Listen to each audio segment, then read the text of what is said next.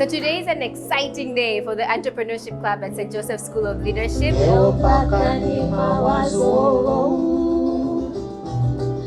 We actually have two teams, Team Splash and Team Prada, and they're launching businesses today that are service-oriented. Here in Team Prada, we do music and karaoke.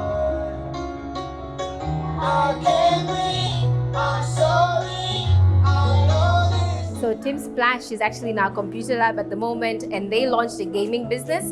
So they're charging a small fee for the PlayStation game, and you get to pay 1,000 shillings for 5 minutes of a game or 500 shillings for 3 minutes of a game. And kids are having a blast. It's been a very successful business so far.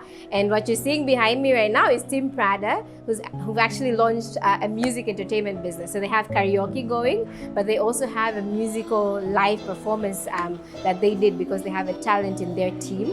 And I just want to say I'm really proud of both teams. They've done a fantastic job, from everything from marketing and attracting customers to their business to, they prepared a business model canvas initially that outlined everything that they needed, the resources, their to-do list, the revenue streams, etc.